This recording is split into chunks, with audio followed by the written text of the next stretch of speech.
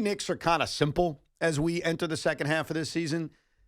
They got to get to the NBA Finals. Like, I think it's a consensus among Knicks fans that anything less than that, losing in the conference finals, losing in the semifinals, it would be considered a massive disappointment. And I think it's straightforward. Now, I can argue it and say they got to win a title. You can go even further than that, especially knowing Jalen Brunson wants the Knicks to scratch his back for the discount he gave them a couple of years ago. So I could totally buy the Knicks fan taking it a step further, saying, no, the finals aren't enough. The window won't be open forever. We have to win a championship. But I think that they are one of the most straightforward teams in this town in terms of what's a success? Yeah. And that is they got to go further than last year and get to the NBA Finals. Right. It's the expectation that has been there, that they've been building towards, that Leon Rose has carefully and sometimes quietly, because he doesn't talk about this, made steps to make this team an NBA champion. And at some point, it's like, do your business or get off the pot. Right. And so every single year, you've progressed a step forward. Now you got to really get to the ultimate stage and then see what happens. Once you get there, you can't call it a success, because if you get there as Knick fans or as Knick team, you're going to expect to win. Oh, absolutely. You'll be massively disappointed, and I'll do that same speech I do with myself and other teams where you never know if you're going to get back. Right. So I totally get that. I think what makes defining Knick's success easier than the other teams are about to get to is that they're on this straight line. You mentioned since the second year of the Tom Thibodeau, Leon Rose era, where they did miss the playoffs, there's been a line of success, right? Right. They get to the second round, then they get to the second round, but it's closer. Then they get to the conference finals. And so now you look and say, it's the NBA Finals. Like, there's nowhere else to go besides that line. And while right now they may not feel as good as the Detroit Pistons, I don't think any of that matters come April, May, and June. They have to get to the NBA Finals, and that is not me speaking out of turn. When it comes to the Yankees, I think it's a little bit more complicated. I asked Sean about this last week as the Yankee fan, and I said, what's a success? And his answer was actually very similar to the answer he gave 2 years ago, which is they got to get to the World Series and win.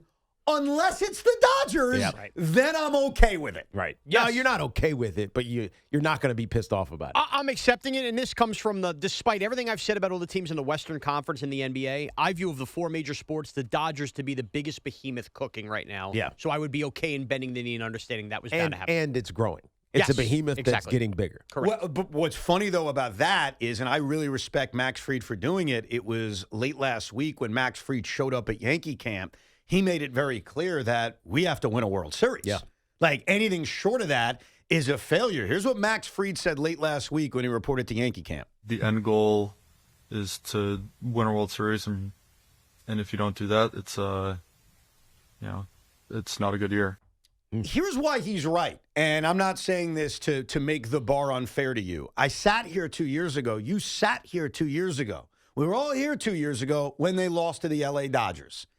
And it was not enough. No. And I know, well, you look at game one, you look at game five. You lose the World Series as the Yankees, as a team that hasn't won one since '09, which I don't think is a long streak. But according to you people, it's like going through the Sahara Desert without water. Yeah. You're going to come away from it, whether it's the Dodgers, whether it doesn't matter who you lose to, as, hey, that's not enough. So I actually disagree with your assessment. I think the Yankees are the team where they got to win a World Series. Otherwise, you're going to be sitting here clogging the phone lines in November and December, bitching about what happened and probably saying, hey, Aaron Boone needs to go. Yeah, but look, you go back to that one, and you don't want to dwell on it, because were the Dodgers a better team? Maybe, but probably not. I mean, they were bullpenning that season, especially at the end of the season, because they were so compromised pitching-wise. But you knew the Yankees were also flawed because of the butchering in the field that you saw all season long, that Aaron Boone kept saying, oh, it's fine, it's fine, it's fine. And it is fine until you drop a pop fly in center field by one of your best outfielders. And so, like, all of those little things make that season frustrating, because you should have won, but you also understand it's the Dodgers. Well, can I counter this with a last year question? If the Yankees were the Blue Jays, right, everything played out exactly the same. Yeah. You lose a heartbreaking 7-game series to the Los Angeles Dodgers.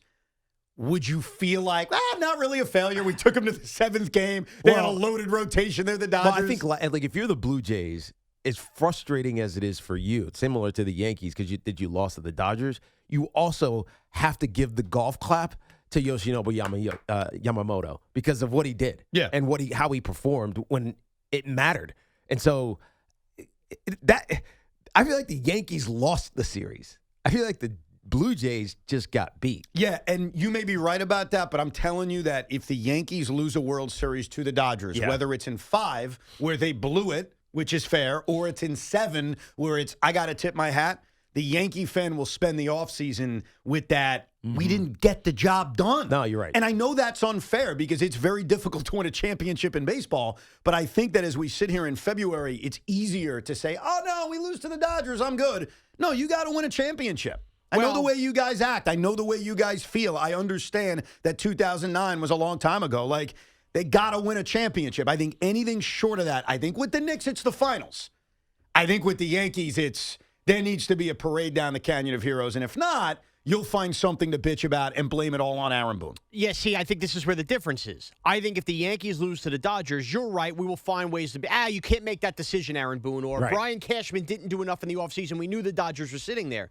The difference is I don't think people are going to be mad at the Yankee players. They're not going to be mad at Garrett Cole or Max Fried or Aaron Judge. The question becomes with the Knicks, we've seen this core knock on the door. You got your head coach out. You got a new head coach. If you now fail not to make the finals, don't you start to turn on the core of players as opposed to what the Yankee fan is doing, which is turning on the organization itself? Yeah, but I think that you guys did turn on your players a little bit in 2024. I mean, there was heavy criticism of Aaron Judge dropping a fly ball. There was heavy criticism of Garrett Cole allowing miscues to cause a meltdown. Like, let's not act that it was just Aaron Boone. Like, heavy criticism strong. We were annoyed at the way that inning unfolded, but the series was already 3-1.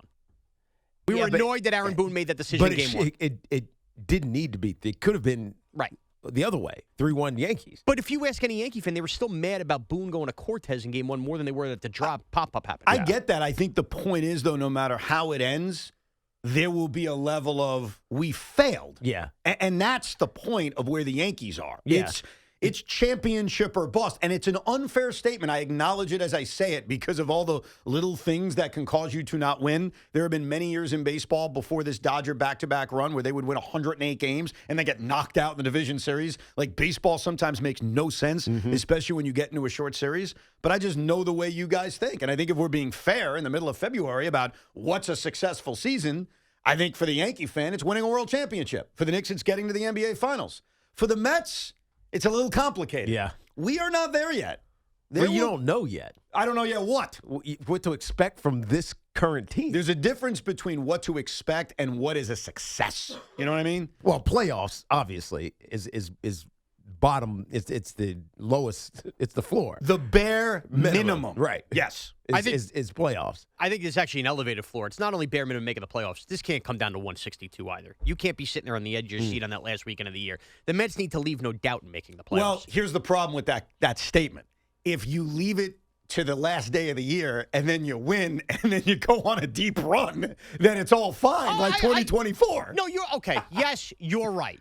But my point is, like, you shouldn't be in a nail-biting situation with the Cincinnati Reds this year. You shouldn't be. But in terms of defining Mets success, and I think this is the more complicated of the 3 teams we've hit on to begin this show. With the Knicks, I think it is clear as day. They got to get to the NBA Finals. With the Yankees, to me, it's clear it's a championship. But I think the only other argument would be the World Series. No one is calling up today saying, if we get to the ALCS, that's a good year. No shot. No one's saying that. No. So for the Knicks, it's the finals. For the Yankees, it's either championship or losing a tough World Series to the Dodgers. Right. For the Mets, there's layers to this because you're right. The bare minimum is making the postseason. But I got to tell you, man, I experienced 2022 losing in that Fugazi first round to the San Diego Padres. I experienced 2016 losing in the wild card game to the San Francisco Giants. That ain't making the playoffs. So it's division then. Divisional round. My bare minimum is divisional is round. the divisional series. I can see that but again, that's the real playoffs. No, you're right, Evan. But the problem is, what's this team going to look like? What's this Met team going to be? Like, what are my expectations? Just you don't know. It's so different and new than what you're. I mean, the pitching, or the staff is still the same, but different in some ways, obviously. But it's just You don't know yet. Well, here's what I know. They have enough talent to be a playoff team. Of course they do. So that's my bare minimum. Like, we can't be sitting here with the Mets missing the playoffs a second straight year. That can't happen. Here's what I mean, though, because I think you might be underestimating them. Okay. So if the first month of the season they're playing 600 ball. Oh, you mean like last year? Yeah, exactly. Yeah. Doesn't that change? Yeah. Aren't you all of a sudden saying, holy crap, this team could win a World Series? Can the bar be raised? Yes. Yeah, I think so. I think the element of the Mets that complicates it for me is that I've seen them play in a World Series. I've seen them play in a World Series twice. Yep. I've seen them get to an LCS a bunch of times. The one thing I haven't seen as a fan is a world championship. So I'm always going to be disappointed if a season ends without a championship, but I'm also trying to be realistic and fair with expectations. Right. This is also a franchise that hasn't seen the playoffs in back-to-back years since 15 and 16, and they've only accomplished that twice in the franchise's history. So I'm trying to be reasonable with it, and I think in an attempt to be reasonable, to me, it's the real postseason. And that's the division series. Right. Will I be disappointed if they lose in 4 or 5 to whoever they play? Of course I will. And I'll give the same speech I gave 2 years ago. You never know when you're going to get back, which turns out to be true. But I think anything short of that, and this is my point, anything short of the real playoffs, which is the division series, I will tell you with a straight face, that was a disappointment. Yeah. That doesn't mean I got to fire everybody. I'm just telling you, I will feel as a Met fan, this was a massively disappointing year if we're not further than a division series. I think it'll be even more disappointing because of so many of the pieces this year, from Peralta to Bo Bichette, could be gone. That's fair. That's totally fair. It's like a one-shot chance at it. I don't think it's a one-shot chance at it because I know that this team will spend for other players of that nature next year. But who? Well, I don't know, but I didn't think it would be Bo Bichette either. You know what I mean? Yeah, true. So I'm not worried about windows closing. I think it's different with the Knicks. I think it's different because of the nature of the sport. It's different because of the salary cap structure. It's different because of the roster. It's different because of Jalen Brunson potentially wanting $480 million in a couple of years. I think windows close in the NBA. I don't think until baseball changes its format, which I am still skeptical will happen, even with a long lockout, I don't believe that happens. So I'm not worried that, boy, if the Mets don't win this year, they're going to go in the wilderness for 20 years. Right. I just know that right now, the real playoffs would be my bar. You want to get things with that. Want to get things a little bit more difficult? Go ahead. A little bit more uncomfortable? I think we've clarified the Knicks pretty well. Of course, if you disagree, 888-808-1019. They have to get to the NBA Finals. For the Yankees, it's a world championship. For the Mets, it's at least getting to the division series. What about your football team? And I know we have a whole offseason, but I don't think the Giants are making household changes. Like, I don't think their roster is going to look 80% different than the previous year. No. You got your head coach. Yeah. You have a new coaching staff. You know Jackson Dart's your quarterback. The Giant one is a little complicated. It is complicated because it's not full yet. What's going to happen, what the team's going to look like. At this point, you know, because it's obviously in spring training, what the Mets are going to look like after a interesting offseason. We don't know yet what the Giants are going to look like because free agency hasn't started yet. And you got to believe that even though they're cap strained, that they're going to go get some needed free agents for certain positions, whether that's depth at linebacker or a veteran wide receiver. Who were we talking about? Mike Evans yesterday. He's free. He wants to continue his career. Somebody like that.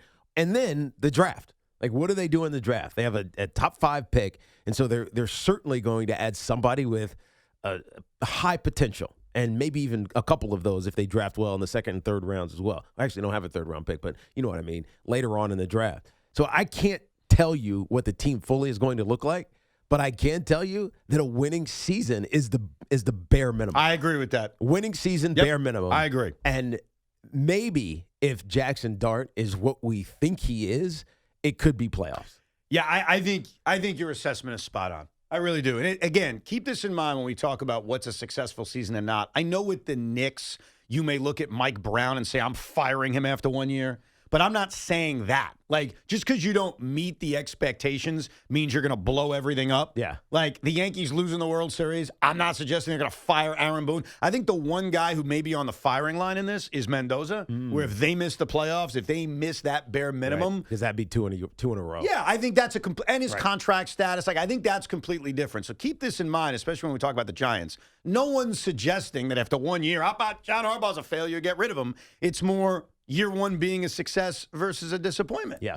And I completely agree with you. I'm not going to say playoffs. I thought playoffs when they first hired him, but I'm also open-minded enough to know that there are certain seasons where 9 wins isn't good enough. Right. There have been seasons in the past where 10 wins is not good enough. Yeah.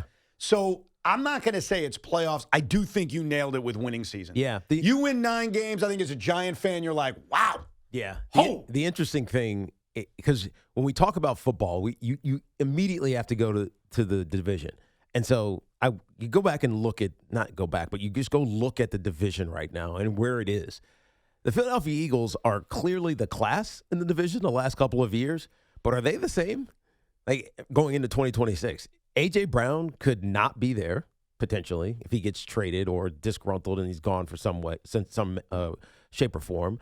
The offensive line has aged out a little bit.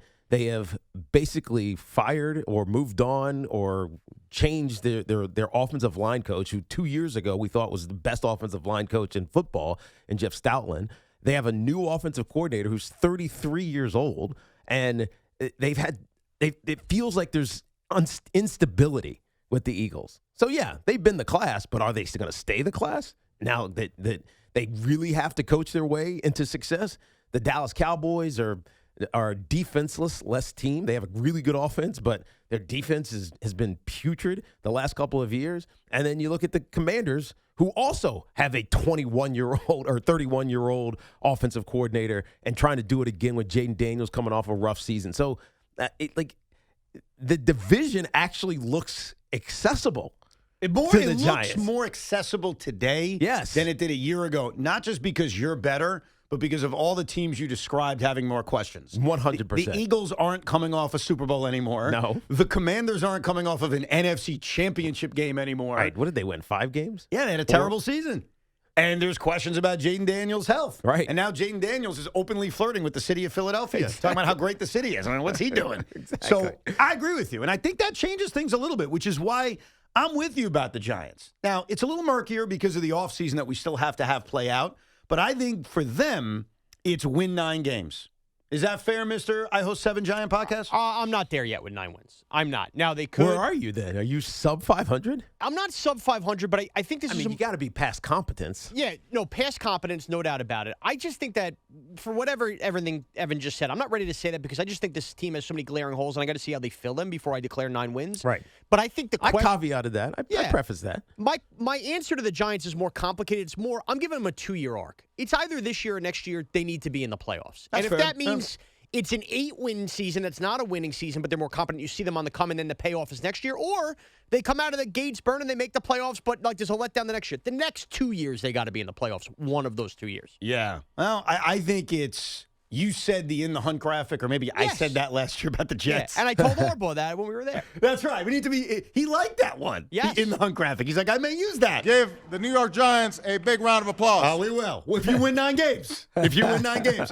The Jet thing, the Jet thing I can't touch. I'll tell you why. Their makeup of the offseason will dictate if this is a tanky season, if this is a real rebuild season, or, and I don't think the Jets are going to do this, but it is a possibility, they go spend aggressively, bring in a veteran quarterback, and build a team with the intentions of winning right now. Right. And that's where the expectation game for the Jets could completely change.